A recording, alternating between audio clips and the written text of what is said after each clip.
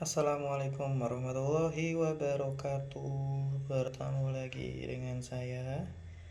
Oke, hari ini saya akan mereview tentang kompor induksi merek Electrolux. Nah, kompor induksi itu adalah sebuah kompor non konvensional atau beda dengan kompor yang selama ini kita pakai atau kompor gas. Jadi, kompor induksi pure menggunakan energi listrik untuk bisa membuat alat masak kita menjadi panas dan bisa buat masak, buat menggoreng, buat merebus maupun buat bikin sup. Jadi ada banyak sekali ya di pasaran tentang produk-produk kompor induksi yang dijual, tapi saya menyarankan untuk membeli yang levelnya menengah ke atas sedikit ya. Contohnya di sini adalah Electrolux. Jadi Electrolux ini saya beli di harga 1,8 juta dengan spesifikasi adalah sebagai berikut. Jadi berat kotornya di 4,5 kilo. Terus dia warnanya hitam, dia tegangannya di sisi 220 volt sampai 240 volt, 50 per 60. Nah, ini adalah penampakan kompor induksinya setelah saya keluarkan dari boxnya. Di sini ada mereknya Electrolux dan di sini ada cook time, ada waktu buat kita bisa ngatur berapa lama kita ingin menggunakan si kompor induksi ini. Terus di sini ada tombol minus, ada tombol plus untuk bisa memberikan berapa daya yang akan kita pakai atau suhu yang akan kita pakai di kompor ini. Terus juga ada tombol power di sini juga. Setelah itu di sini ada seperti lingkaran ya. Jadi lingkaran ini adalah area untuk kita bisa meletakkan si alat penggorengan atau alat buat merebus air atau masak mie dan lain sebagainya, nanti diletakkan di sisi kotaknya atau di lingkarannya ini.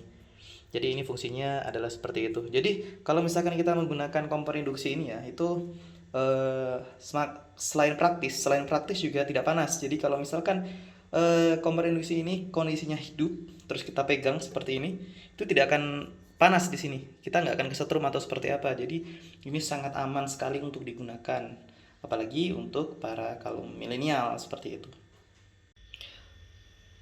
Langsung saja kita coba tes kemampuan dari kompor induksi ini untuk bisa menanak air atau merebus air. Bukan menanak, kalau menanak itu nasi, kalau merebus itu air gitu. Jadi selain mendapatkan garansi selama setahun, jadi Electrolux ini juga memberikan kita satu buah panci ya, satu buah panci lengkap dengan tutupnya juga, tapi tutupnya sudah saya simpan. Jadi panci ini gratis untuk bisa merebus air ataupun membuat sop seperti itu ya. Jadi sekarang saya udah menuangkan air kurang lebih tadi 2 gayung, terus nanti akan kita coba menghidupkannya. Kira-kira butuh berapa lama dia untuk bisa panas. Oke, yang pertama yang harus kita lakukan untuk bisa mengoperasikan Electrolux ini atau kompor induksi ini adalah di sini ada tombol power, tinggal kita pencet aja. Nah, dia ada bunyinya tit seperti itu kan. Nah, di sini ada tombol minus sama tombol plus. Kalau kita pencet tombol minus, di sini dia defaultnya di 1600 watt. Terus kalau misalnya kita naikin lagi, nah jadi maksimal kompor induksi Electrolux ini bisa mencapai di sisi 2000 watt seperti itu. Jadi kalau misalkan kita kurangi lagi,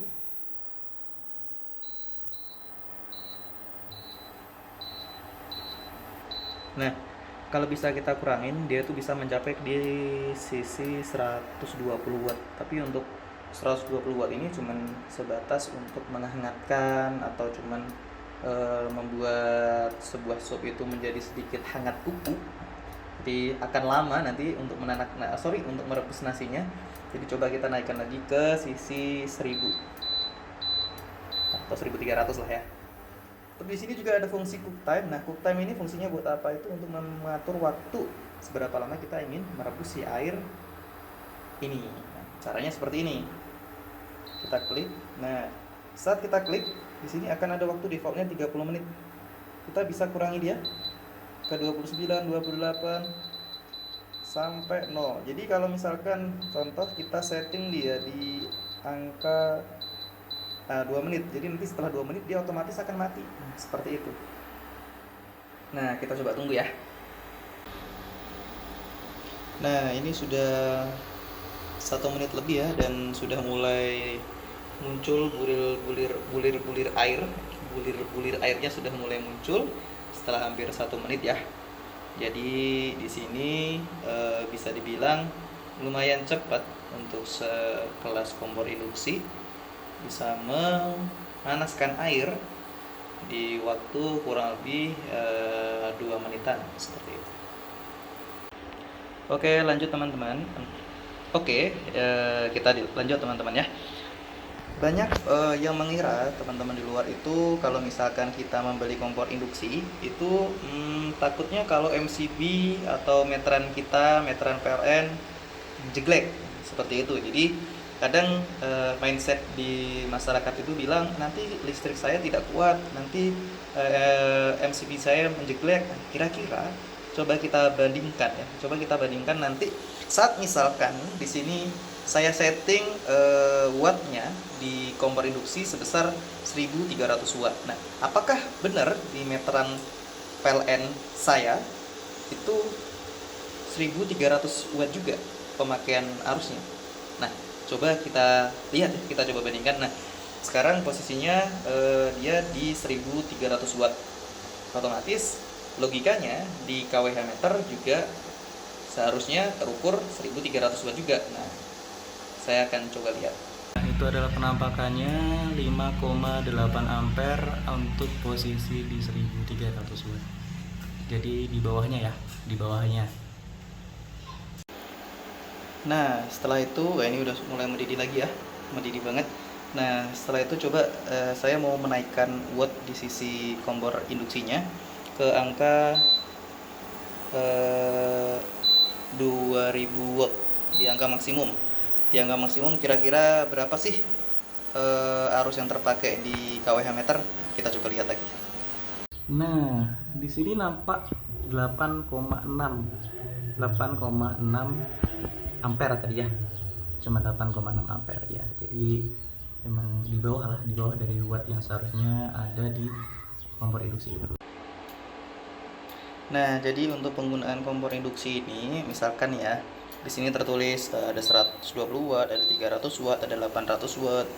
Terus bisa disetting sampai ke 1000, terus 1300 sampai 2000 tadi ya, sampai 2000 watt. Jadi